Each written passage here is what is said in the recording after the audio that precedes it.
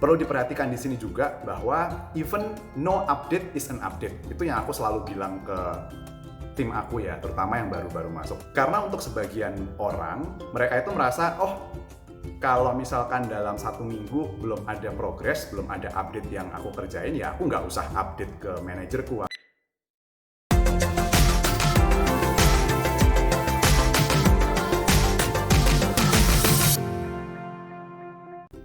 Halo semuanya, hi everyone, welcome to my channel, bareng aku Ong Kikun. Nah, di video kali ini nih aku bakal ngebahas soal tips-tips atau hal-hal yang perlu diperhatikan sebagai seorang karyawan baru supaya kalian bisa lolos masa probation atau masa percobaan yang biasanya 3 bulan ya kalau di Indonesia ini dengan sukses dan kalian bisa diangkat jadi karyawan tetap. Tips yang pertama, jaga konsistensi dan ketepatan waktu masuk kantor. Kenapa ini penting? Karena di awal-awal itu ketika kalian juga belum terlalu kenal dengan manajer kalian atau dengan tim member kalian, sangat penting untuk memberikan first impression yang bagus. Dan juga mungkin kalau di awal-awal selama 3 bulan usahakan kalian nggak minta cuti dulu sih gitu. Jadi make sure bahwa selama masa probation kalian tetap masuk tepat waktu dan jam kerjanya juga full gitu. Yang kedua, sebagai anak baru dan mungkin karena budaya ketimuran juga, kita kan lebih ada sopan santunnya ya kalau ke orang gitu. Jadi sebagai karyawan baru, aku sarankan sih jangan pernah gengsi, jangan pernah ragu untuk kalian yang datang duluan dan menyapa rekan-rekan kerja kalian sih gitu. Jadi penting banget buat kalian juga mulai menjalin pertemanan gitu kan. Memang mungkin ada orang-orang yang membedakan teman main dengan teman kantor gitu, tapi tetap aja namanya kerja di kantor dalam tim, kalian tetap harus membangun hubungan yang baik juga dengan rekan-rekan kerja kalian. Tips selanjutnya yang masih berhubungan dengan jangan gengsi buat menyapa rekan kerja kalian duluan adalah usahakan ketika memang kalian diajak lunch atau diajak dinner bareng, diajak ngobrol dan saling berkenalan, bertukar cerita, itu usahakan juga kalian bisa ikut sih gitu. Kenapa? Karena ya hubungan kerja yang baik itu juga didukung oleh hubungan pertemanan yang baik. Jadi kalau memang kalian ada kesempatan untuk bisa menghabiskan waktu santai bersama gitu, misalkan over lunch atau over dinner, ya dipakai kesempatan itu. Kemudian yang penting selanjutnya adalah juga untuk mempelajari budaya yang ada di kantor itu. Culture-nya kayak apa sih? Orang-orangnya kayak apa?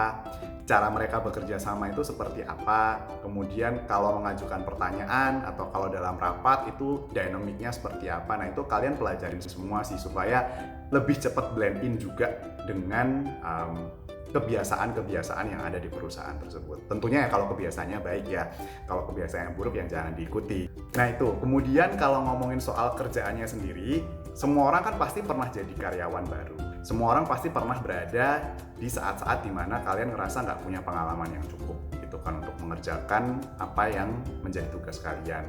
Nah sebagai karyawan baru, jangan pernah ragu untuk bertanya.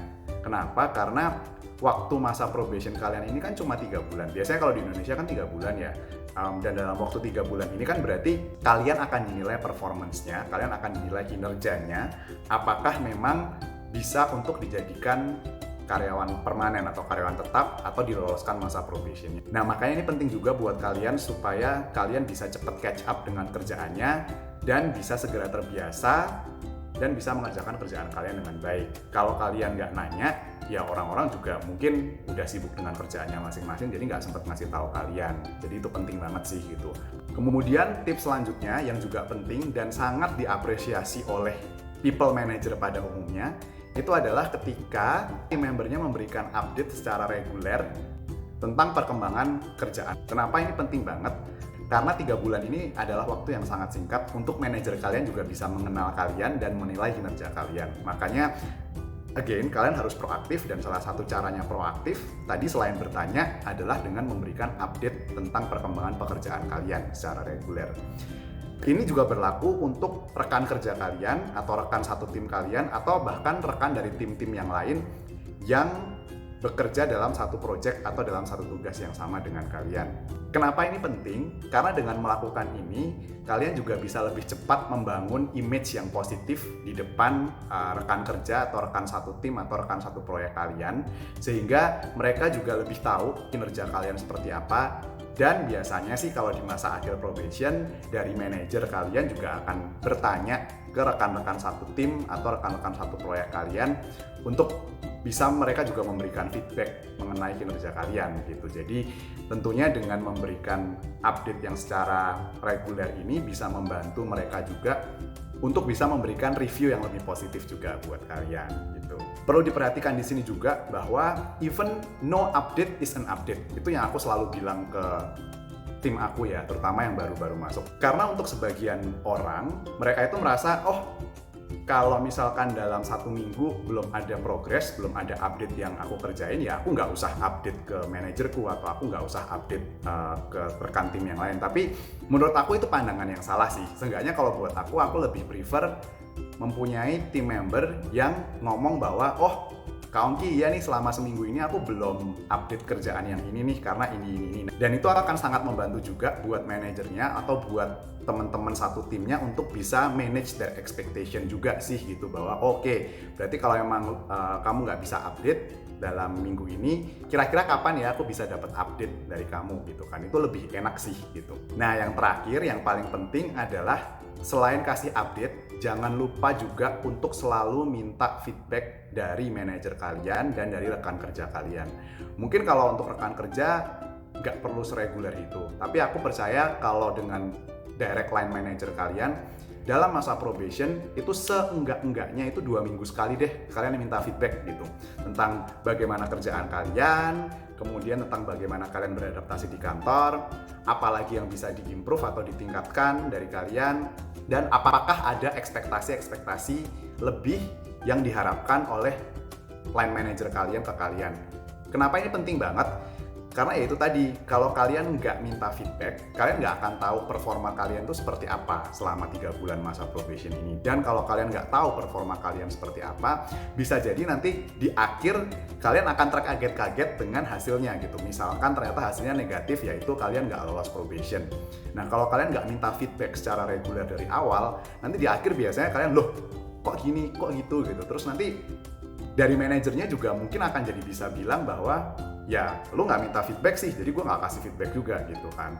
Mendingan dari awal di setup minta feedback secara reguler. Nah kurang lebih itu tips-tips yang bisa aku share untuk membantu kalian supaya bisa memperbesar potensi kalian untuk lolos masa probation dan bisa diangkat jadi karyawan tetap atau karyawan permanen.